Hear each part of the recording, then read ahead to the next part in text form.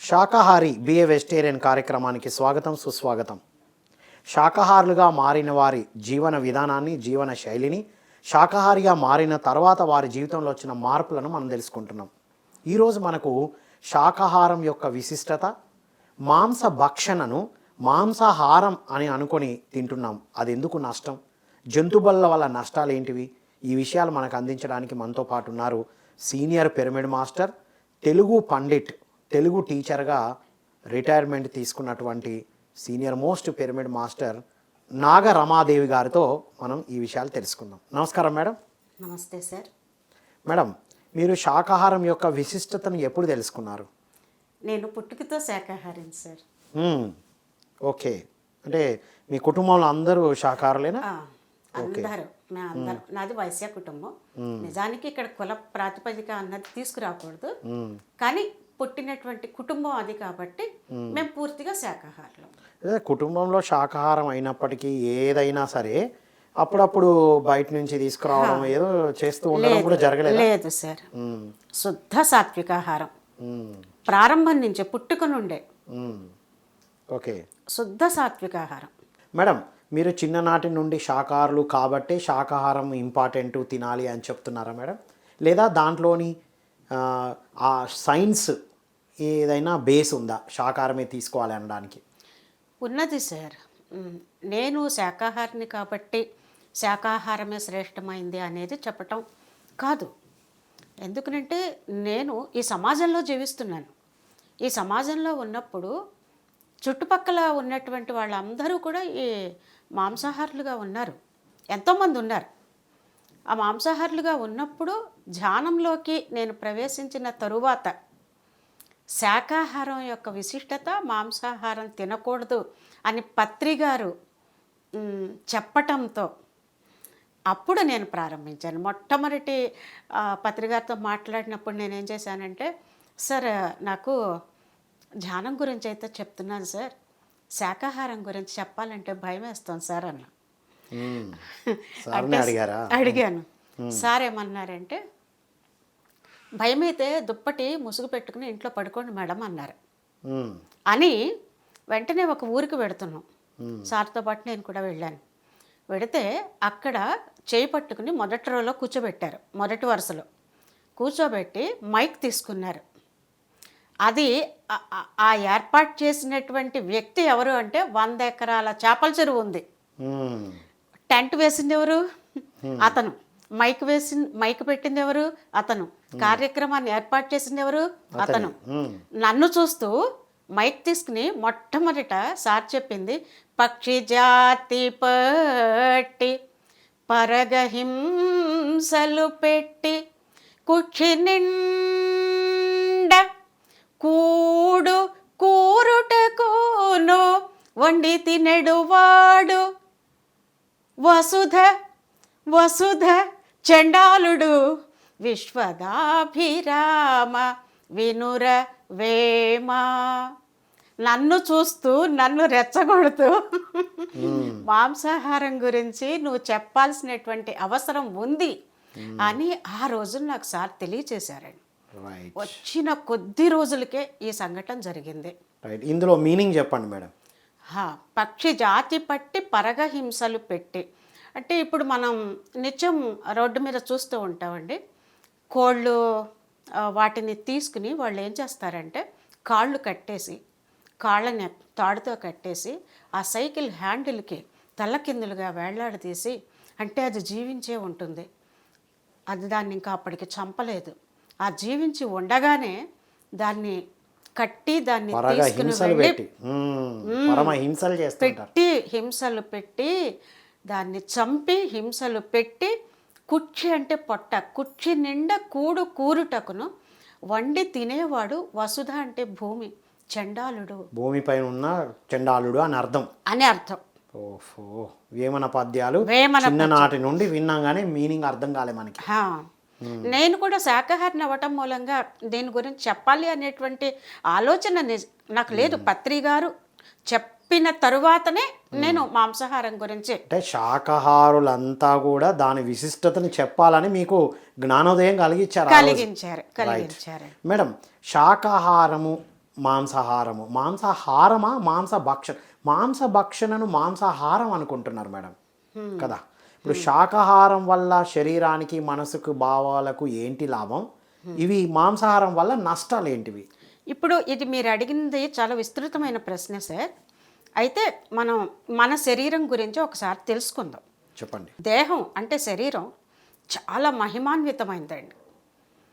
ఎందుకంటే అండపిండ బ్రహ్మాండంలో ఏదైతే ఉంది అని మనం అనుకుంటున్నామో అదంతా కూడా మన ఈ దేహంలో నిక్షిప్తీకరింపబడి ఉంది. ఆ శక్తి అంతా కూడా. ఓకే, అందుకే దేహమే దేవాలయం అన్నారు. ఇప్పుడు మనం తీసుకున్నటువంటి ఆహారం, ఒక్కసారి తీసుకున్న ఆహారం అంటే మనం నిద్ర లేచిన దగ్గర నుంచి కాఫీ తాగేవాళ్ళు కాఫీ తాగుతారు, పాలు తాగేవాళ్ళు పాలు, ఏది ముందుగా తీసుకుంటారో అది, తర్వాత తీసుకునే ఆహారం, తర్వాత తీసుకునే ఆహారం, ఇలా రోజు మొత్తంలో ఎన్నిసార్లు ఆహారం తీసుకుంటారో ఆ ఆహారము మన శరీరం లోపలికి వెళ్ళిన తర్వాత ఒక్కసారి తీసుకున్న ఆహారాన్ని గురించి చెప్తే అదే క్రమం అన్నిటికీ వర్తిస్తుంది. చెప్పండి. ఒక్కసారి తీసుకున్నటువంటి ఆహారం 15 గడియలకి అది జఠర రసంగా మారుతుంది అంటే 15 గడియలు. గడియ అంటే 24 నిమిషాలు. 15 గడియలకి జఠర రసంగా మారుతుంది. 15 రోజులకి అది సామాన్య రక్తంగా మారుతుంది అంటే. ఓకే. అందుకని పక్షం రోజులు ఏర్పడ్డాయి అంటారు కదా, శుక్లపక్షము, కృష్ణపక్షము అని మనం చెప్పుకుంటాం కదా. పక్షం రోజులు ఏర్పడటానికి కారణం అదట. ఓ, బయట ఏదో అనుకున్నాం మనం, మన లోపల జరిగేది అన్నమాట. 27 రోజులకి ఆ సామాన్య రక్తం శుద్ధ రక్తంగా మారుతుందంటే. అందుకే 27 నక్షత్రాలు ఏర్పడ్డాయట. వావ్. 40 రోజులకి అది మాంసంగా ఏర్పడుతుందంట. అందుకే ఒక అయ్యప్ప మాల వేసుకుంటే 40 రోజుల దీక్ష, హనుమాన్ చాలీసా, గుళ్ళల్లో ప్రదక్షిణ చేస్తూ ఉన్నప్పుడు మండలం అంటాం కదా, అది దాని వెనకాల ఉన్నటువంటి కారణం. ఓకే. మనం తీసుకున్నటువంటి ఆహారం అంటే మనకి తెలియకపోయినా ఆచారాలు మనకి పూర్వకాలం వాళ్ళు అలా అందించేశారు. అందులో వెనకాల ఉన్నటువంటి అంతరార్థాలు మనకు తెలియవు. ఆ తెలుసుకున్నప్పుడు ఎంతటి అంతరార్థాన్ని మన పూర్వీకులు పెట్టి మనకు అందించారా అన్నది మనకు అర్థమవుతుంది. రైట్. ఇప్పుడు శాకాహారానికి మాంసాహారానికి దీనికి ఏంటి అన్నట్టు లింక్ చెప్దాం. ఇది ఇంకా పూర్తిగా చెప్పుకుంటే ఓకే, 40 రోజులకి మాంసంగా మారుతుంది. 52 రోజులకి అది మేధస్సుగా మారుతుంది. 52 అక్షరాలు ఏర్పడ్డాయి అనుకుంటా. 52 అక్షరాలు. తర్వాత అక్కడి నుంచి 96 రోజులకి అది మనలో మజ్జగా మారుతుంది అంటే. అందుకే 96 తత్వాలు శుక్లము అంటారు కదా. శుక్లము అంటే మనకి ఈ 84 లక్షల జీవరాశులు పుట్టడానికి కారణం ఏదైతే ఉందో అది. 108 రోజులకి అది ఓజస్సుగా మారుతుంది, అంటే వీర్యంగా మారుతుంది. ఇది 108 రోజులు మనం జపం అంటాము. అట్లాగే అష్టోత్తర నామావళి అంటాం కదా, వెంకటేశ్వర స్వామిది కావచ్చు, లక్ష్మీదేవిది కావచ్చు, దేవీ దేవతలు అందరివి కూడా మనం అష్టోత్తరం అంటాం కదా. ఉత్తరం, అష్ట అంటే 8, ఉత్తరం అంటే తర్వాత 100 తర్వాత ఉండేది 8, 108 అంటే జపం చేస్తున్నాం. 108 సార్లు జపం అంటాం కదా. ఇవన్నీ కూడా మనం తీసుకున్నటువంటి ఒక్కసారి తీసుకున్నటువంటి ఆహారమే ఇంత జరుగుతుంది లోపల. 108 రోజుల వరకు ఆ దశలు మార్చుకుంటుంది. మన శరీర నిర్మాణానికి ఉపయోగపడుతుంది. ఇది ఒక్కసారి తీసుకున్న ఆహారం. అట్లా ఇంకోసారి తీసుకున్న ఆహారం ఇంతే. ఇక ఎన్ని పూటలు ఎన్నిసార్లు తీసుకుంటే అన్ని చక్రం జరుగుతూనే ఉంటుంది. మనకేమన్నా తెలుసా ఈ చర్మం లోపల ఉన్నటువంటి యంత్రాంగం గురించి మనకు తెలుసా? తెలీదు. మరి ఇప్పుడు ఇది సాత్వికమైనటువంటి ఆహారాన్ని గురించి మనకి ఋషులు అందించినటువంటి జ్ఞానం. సాత్వికమైన ఆహారం తీసుకున్నప్పుడు ఇదంతా జరుగుతుందని చెప్పారు. చెప్పారు. రైట్. అది మాంసాహారం మరి ఇంకా అరగటానికి 48 గంటలు పడుతుంది అని చెప్తున్నారు. అది డైజెస్ట్ అరగడానికి అంత టైం పడుతుంది. అరగడానికే అంటే అంటే అక్కడ ప్రాణశక్తి పనిచేస్తుంది. ప్రతి చోట ప్రాణశక్తి పనిచేస్తుంది మన శరీరంలో. అంటే ఆ తిన్నటువంటి మాంసాహారం అరగడానికి మనం మన ప్రాణశక్తిని ఎంత ఎక్కువగా ఖర్చు చేస్తున్నామో ఒక్కసారి ఆలోచించుకుంటే. ఓకే, మన ప్రాణశక్తిని ఎక్కువగా దానికోసం ఖర్చు పెట్టేస్తున్నా, తెలియట్లేదు. రైట్. మానవుడికి తెలియట్లేదు. తినేదే నిర్జీవము, దానికి తోడు మనలో ఉన్న జీవశక్తిని కూడా దానికి ఖర్చు పెడుతున్నాం. అవును. ఎందుకంటే ఎక్కడైతే ఆ శరీరంలో సమస్య ఉందో అక్కడక్కడికి ఈ శరీరం అంతా కూడా ఆ ప్రాణశక్తి అంతా కూడా అక్కడికి చేరుతుంది. ఇప్పుడు ఒక డాక్టరు ఆపరేషన్ థియేటర్లోకి తీసుకెళ్ళి ఆపరేషన్ చేయాలనుకోండి, అప్పుడు డాక్టర్లు, నర్సులు వగైరాలు ఎంతమంది అయితే ఉంటారో అంతమంది హడావుడిగా తిరిగేస్తూ ఉంటారు కదా. అట్లా ఈ శరీరం ఆ మాంసాహారాన్ని తీసుకున్నప్పుడు ఆ ప్రాణశక్తి అక్కడికి చేరి తాను సంపాదించుకున్నటువంటి ఆ ప్రాణశక్తి మొత్తాన్ని అక్కడ ఖర్చు పెట్టడానికి అయిపోతుంది. ఎంతో శ్రమ కోరిస్తే కానీ ఆ శక్తి రాలే మనకి. ఎంతో శ్రమ కోర్చుకుంటేనే కానీ ఆ ప్రాణశక్తి రాదు. అటువంటి ప్రాణశక్తిని తెలియకపోవటం వలన, అజ్ఞానం వలన, అజ్ఞానం అంటే ఇక్కడ ఏంటంటే ఆత్మజ్ఞానం లేకపోవటం వలన, అంతకు మించి ఇంకా వేరే కాదు.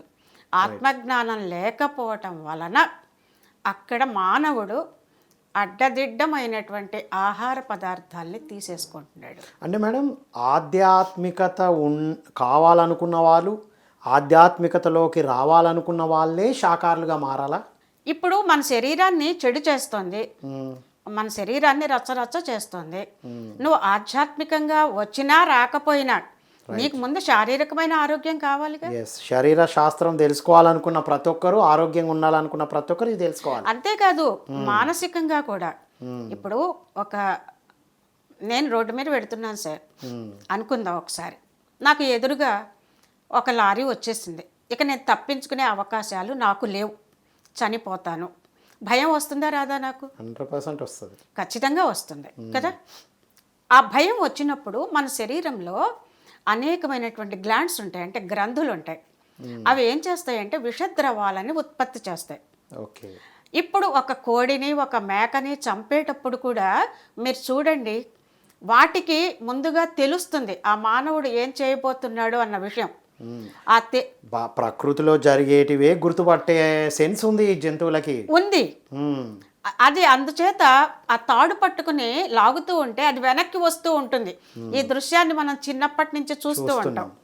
అంటే అది ఏమవుతుంది, అక్కడ దాని లోపల భయం అనేది వస్తుంది. ఆ భయం అనేది వచ్చినప్పుడు దాని శరీరంలో కూడా అంతా కూడా విషద్రవం వ్యాపించిపోయి ఉంటుంది. విషద్రవాలు రిలీజ్ చేస్తుంది దానికి కూడా తెలియకుండానే. అంతే కదా. ఇప్పుడు న్యాచురల్గా మనకు జరిగేది తెలియదు, బయటికి యాక్షన్ ద్వారా చెప్తాం మనకు ఆ కోపం వచ్చింది, భయం వేసిందని. సేమ్ థింగ్ అక్కడ కూడా జరుగుతుంది. ఆ జరిగినప్పుడు ఆ విషద్రవాలతో నిండిపోయి ఉన్నటువంటి ఆ జంతు కళేబరాన్ని దాన్ని తీసుకుని వచ్చి వీళ్ళు వండి వీళ్ళు తినటం వల్ల మరి ఆ భావాలు ఏవైతే ఉన్నాయో ఆ భావాలన్నీ కూడా ఈ మనిషిలోకి వచ్చేస్తాయి కదా. ఇప్పుడు ఇంత రాక్షసత్వం పెట్టరేగిపోవడానికి మూల కారణం ఇదే అంటారా? ఇదే అంట. ఓహో. మరి శాకాహారులు కూడా అలాగే ఉంటారు కదా మేడం, శాకాహారులకు కూడా అనారోగ్యాలు వస్తున్నాయి. శాకాహారులు కూడా హింసాత్మకమైన ధోరణి ఉన్న వాళ్ళు కూడా ఉంటారు. కానీ ఇక్కడ మాంసాహారం అంటే తీసుకునేటువంటి ఆహారాన్ని బట్టి కూడా మన గుణాల్లో మార్పు అనేది ఉంటుంది సార్. రైట్. ఆహారం గుణాల మీద ఇంపాక్ట్ పడుతుంది, డైరెక్ట్గా పడుతుంది. వండర్ఫుల్. సో ఒక శాకాహారంతో ఏం జరుగుతుందో, మాంసాహారంతో ఏం జరుగుతుందో చెప్పారు మేడం. ఇప్పుడు మమాత్మ సర్వభూతాత్మ అంటారు, ఈ దృష్టితో దీన్ని ఎలా చూడాలంటారు? మరి ఇప్పుడు నాలో ఏ దైవ పదార్థం అయితే ఉందో అందరిలో కూడా అదే ఉంది కదా. నాలో ఏ ప్రాణం ఉంది అని చెప్తున్నాం, దైవం ఉంది అని చెప్తున్నాం. అదే కోడిలో ఉంది, ఒక మేకలో ఉంది, ఒక జంతువులో ఉంది, అన్నిట్లలో కూడా ఉంది కదా. మరి అందరిలో ఉన్నటువంటి దైవాన్ని కనుక మనం చూడగలిగితే అప్పుడు ఈ జీవహింస అనేది ఉండదు. ఇప్పుడు జీసస్ క్రైస్ట్ ఉన్నాడు, అతని చేతిలో ఎప్పుడు ఏముంటుంది? ఒక గొర్రె పిల్ల ఉంటుంది కదా. మరి షిరిడి సాయి చుట్టూ కుక్కలు తిరుగుతూ జంతువులు ఉంటాయి వస్తూ ఉంటాయి కదా, పక్షులు వస్తూ ఉంటాయి. పక్షులు వస్తూ ఉంటాయి. మరి అట్లాగే మనం ఏ మూర్తుల్ని ఎవరిని తీసుకున్నప్పటికీ కూడా వాళ్ళందరూ కూడా ఒక జంతువు ఉంటుంది వాళ్ళ దగ్గర. అంటే అక్కడ వాళ్ళు దేనికి సంకేతంగా చెప్తున్నారు? వాటి పట్ల ఎలా ఉండాలని చెప్తున్నారు? దయతో, ప్రేమతో, కరుణతో ఉండాలి అని చెప్తున్నారు. మరి ఈ బైబిల్లో, ఖురాన్లో అలాంటివి ఎక్కడ రాసి లేవు అంటే కృష్ణ భగవాన్ల వారు కూడా చెప్పింది అది ఎక్కడ కనపడట్లేదు అనేది. మరి ఎందుకు మేడం వాళ్ళు చెప్పినా కూడా ఇప్పుడు ఎందుకు ఆచరణలోకి రావట్లేదు అంటారు? జీవచాపల్యం సార్, జీవచాపల్యం ఖచ్చితంగా. అంటే ఇంద్రియాలు కదా, పంచేంద్రియాలు. రైట్. ఆ పంచేంద్రియాల్లో నాలుక ఒకటే. నాలుక యొక్క తత్వం ఏమిటి? రుచి. రైట్. ఆ రుచికి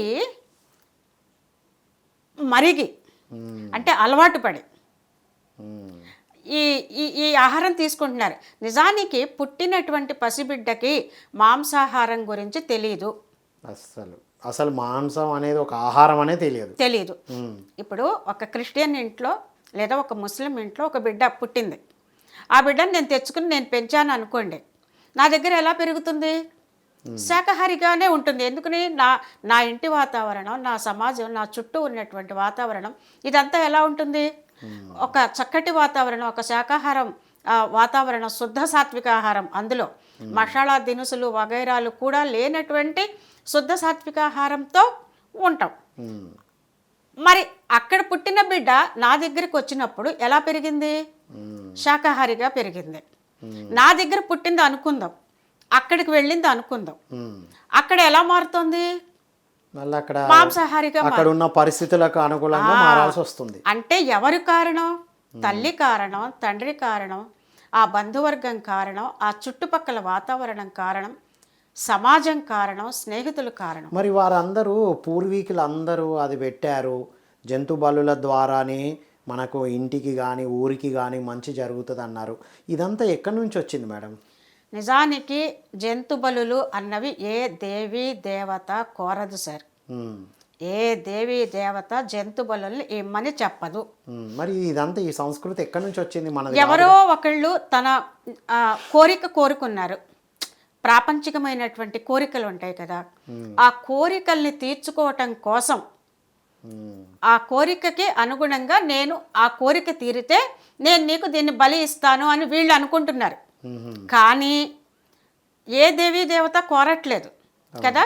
ఆ ఆహారాన్ని తీసుకుని వచ్చి ఎవరు తింటున్నారు? ఆ దేవీ దేవత తింటోందా? లేదు కదా. దేవీ దేవతలు తినేటట్టు అయితే అసలు అలాంటి చేస్తారా మన వాళ్ళు కదా. మరి ఎవరు తింటున్నారు? అల్టిమేట్. yes madam. బలులు అనే పేరుతో నువ్వు మొక్కుబడి అనేటువంటి పేరుతో నువ్వేం చేస్తున్నావు? జంతువుల్ని హింసిస్తున్నావు, చంపుతున్నావు. కానీ ఏ దేవి దేవత కోరట్లేదు కదా.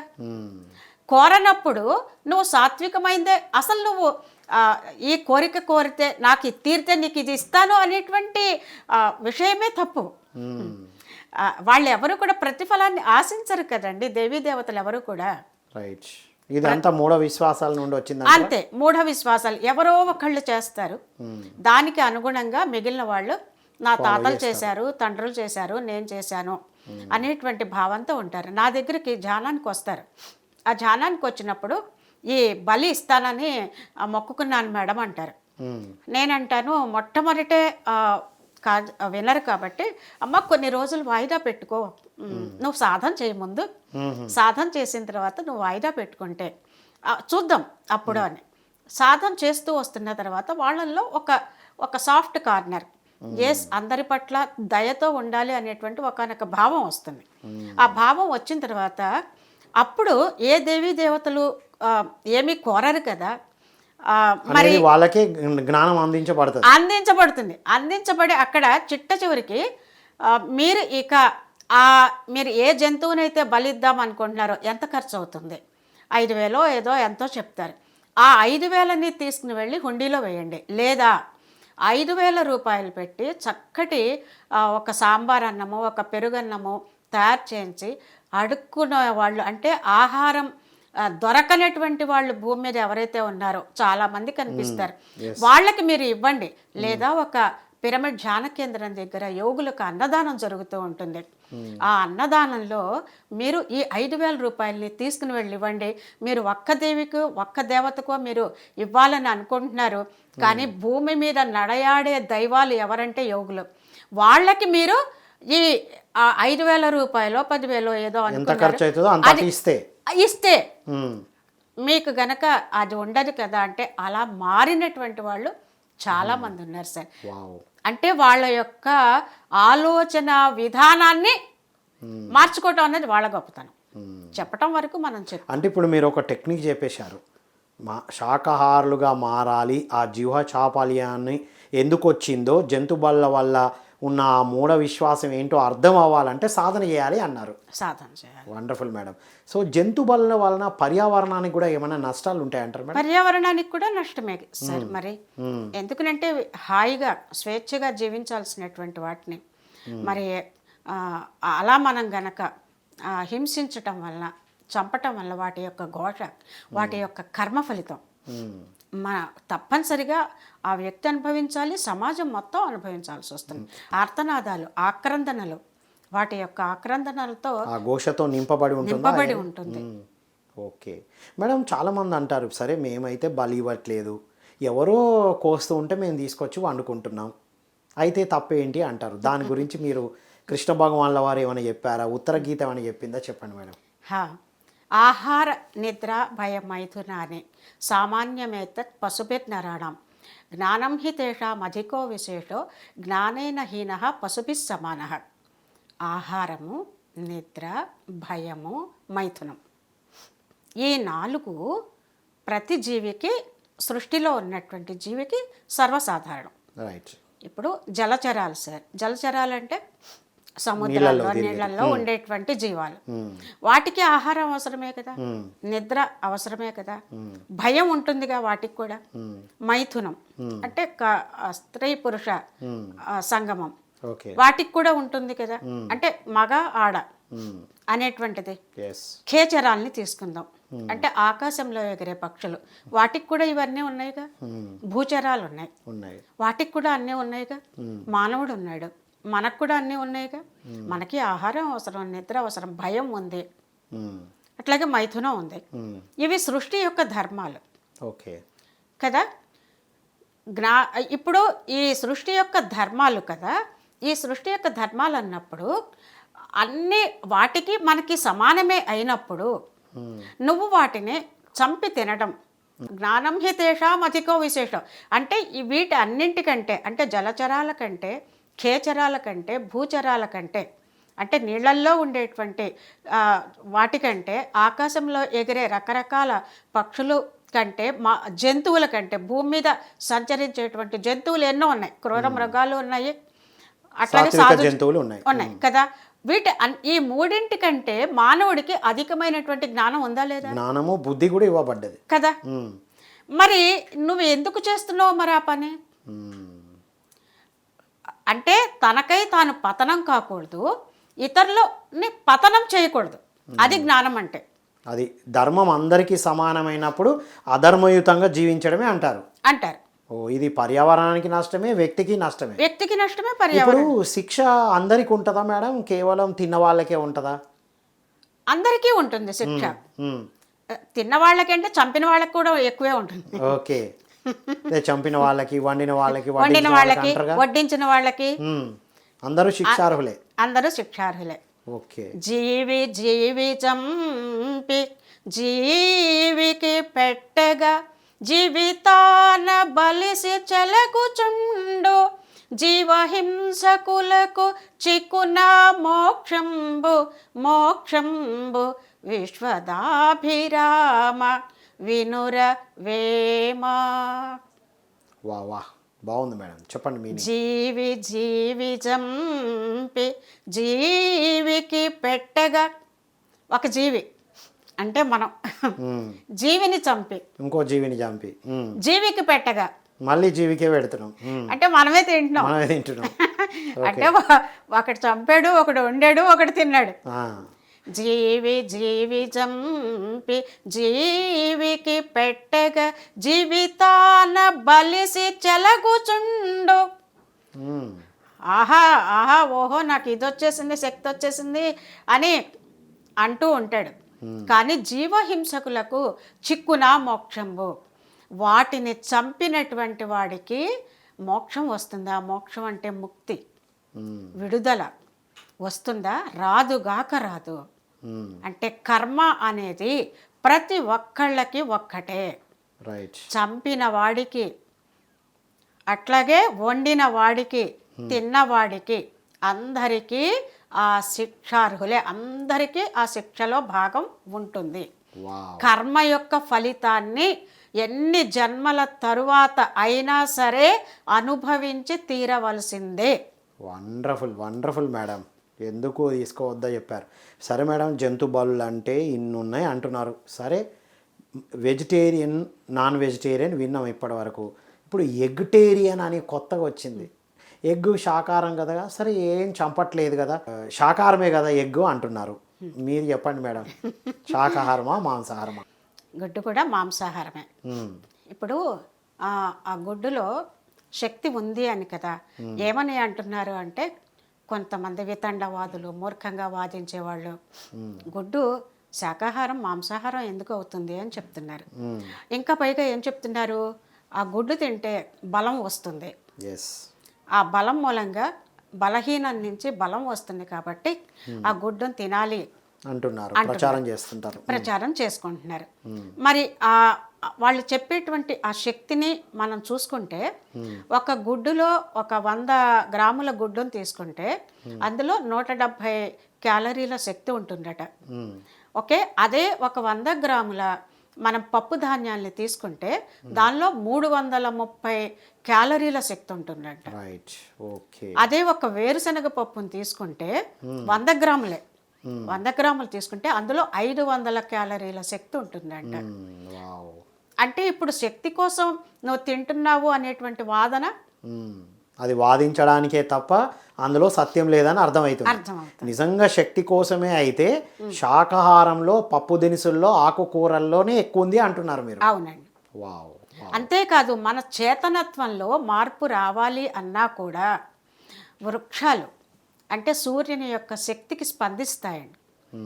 సూర్యుని యొక్క వేడి, వెలుతురు వాటిని తీసుకుంటాయి. తీసుకునే వాటికి తోడు నీరు నారాయణ తత్వం అంటారు. ఆ నీరు కూడా ఆ మొక్కలకి అందివ్వబడుతుంది కదా. వాటి ద్వారా వచ్చినటువంటి ఫలాలు ఉంటాయి, పండ్లు, అవునా? అవి తీసుకోవటం వల్ల, పండ్లు తీసుకోవటం వల్ల మనలో వరుణ శక్తి పెరుగుతుందట. వావ్, వరుణ శక్తి. వరుణ శక్తి. కాండం ఉంటుంది. వర్షమైన వరుణ. అట్లాగే అట్లాగే కాండంలో అగ్నితత్వం ఉంటుందంట. మనం దుంపలు అవి తీసుకుంటాం కదా, ఆ అగ్నితత్వాన్ని మనం తీసుకోవటం వల్ల మన యొక్క శక్తి ఇతోధికంగా పెరుగుతూ వస్తుందట. వావ్, అల్టిమేట్ సబ్జెక్ట్ ఇది. అంటే ఆకుకూరల్లో, పప్పుల్లో, ఈ పండ్లల్లో పంచభూతాలతో మిళితమైన శక్తులు ఉంటాయి. ఇక్కడ జంతు మాంసం ఏంటి, దాంట్లో ఉన్న పంచభూతాలని తీసేసి ఏమీ లేని దాన్ని తింటున్నాము అంటున్నారు మీరు. అవునండి. Wonderful madam. అంతేకాదు, ఇంకా ఈ గుడ్డు దగ్గరికే వచ్చేసేటప్పటికి మనం ఒక గుడ్డుని గనక తీసుకుని దాన్ని ఉడకబెట్టినప్పుడు దానిలో తెల్లసొన 50% దాకా అది వ్యర్థంగా అయిపోతుందట. అట్లాగే గుడ్డుకి పైన సన్నని రంధ్రాలు ఉంటాయి. ఆ రంధ్రాల ద్వారా ఉడకబెట్టినప్పుడు బ్యాక్టీరియా చేరి క్యాన్సర్ వచ్చేటువంటి అవకాశాలు కూడా ఎక్కువ ఉంటున్నాయి అని మనకి నిర్ధారణ జరిగింది. శాస్త్ర పరిశోధనలు చేస్తారు చూసారా, వాళ్ళు మనకి తెలియచేస్తూ వస్తున్నారు. అంటే అనారోగ్యాన్ని కొని తెచ్చుకోవడానికి ఇవన్నీ చేయాలా?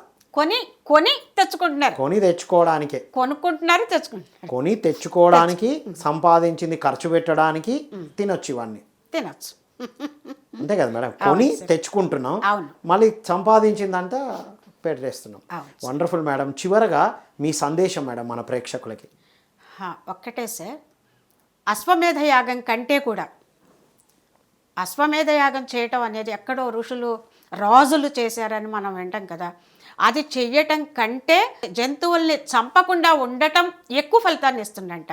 ఓ వాజి మేధంబు కంటేను అంటే అశ్వమేధ యాగం చేయటం కంటే కూడా చంపుటయను చంపబడుటయను విను ఆపేసే కల్మషంబులకెల్లా దగ్గులమునదిప అంటాడు భీష్ముడు చెప్తున్నాడు అనమాట మనకి. అశ్వమేధ యాగం చెయ్యటం కంటే కూడా ఎక్కువ ఫలితాన్ని ఏది ఇస్తుంది అంటే నువ్వు ఒక జంతువుని చంపకుండా ఉంటే, జంతు హింస లేకుండా శాకాహారిగా మారితే అంత ఫలం వస్తుంది. అంటే ఎన్ని యజ్ఞయాగాలు చేసుకుంటూ జంతు బలులు ఇవ్వడం వల్ల ఏమీ లాభం లేదు అంటారు. లాభం లేదు అంటే ఒక్క జీవిని చంపకుండా ఉంటే నువ్వు అశ్వమేధ యాగం చేసినంత ఫలితం వస్తుంది. ఇంకేంటి మేడం, మరి ఎన్నో జంతువులు చంపి యాగాలు చేయడం యూజే లేదు కదా. అందుచేత మానవుడు తన జిహ్వ చాపల్యాన్ని అంటే నాలుక అంటే రుచి అనేటువంటి ఒక్క ఇంద్రియాన్ని తన అధీనంలో గనక ఉంచుకోగలిగితే, శుద్ధ సాత్విక ఆహారాన్ని తీసుకుంటే అతడు మమాత్మ సర్వభూతాత్మ అనేటువంటి దైవత్వ స్థితికి చేరుకుంటాడు. ఇది అల్టిమేట్ పాయింట్. దైవత్వ స్థితికి చేరుకోవాలనుకునే ప్రతి ఒక్కరూ శాకాహారులుగా మారాలి. Thank you so much madam, అద్భుతమైన విషయాలు అందించారు. ధన్యవాదాలు. ఇదండి ఈనాటి శాకాహారి బిఏ వెజిటేరియన్ విత్ మేడం గారు. ఎంత అద్భుతంగా చెప్పారు, విన్నాం కదా. మొత్తం బ్రహ్మాండం అంతా మనలోనే ఉంది. బయట 27 రోజులకి 108 రోజులకి 40 రోజులకి ప్రత్యేకతలు బయట మనం వెతుకుతున్నాం, బయట నుంచి విన్నాం. అదంతా ఒక్కసారి తిన్న ఆహారం 108 రోజులు ఎన్ని రూపాంతరాలు చెందుతున్నాయో చూడండి. అది శుద్ధ సాత్విక ఆహారం అయితే ఈ పరిణామం, మరి అది మాంసాహారం అయితే ఏం జరుగుతుందో ఊహించండి మిత్రులారా. గుడ్డు గురించి ఎంత అద్భుతంగా చెప్పారు మేడం గారు. సైంటిఫిక్ రీసెర్చ్ బేస్డ్ విషయాలు అందించారు. కాబట్టి మిత్రులారా, ఆరోగ్యంగా ఉండాలనుకున్న వాళ్ళు, ఎన్నో యాగాలు అశ్వమేధ యాగం యొక్క ఫలం కావాలనుకున్నవారు, పర్యావరణ పరిరక్షణ చేయాలనుకున్న ప్రతి ఒక్కరూ శాకాహారులుగా మారాలని వేడుకుంటూ మరో కార్యక్రమంలో మళ్ళీ కలుద్దాం. అంతవరకు సెలవు. Thank you all.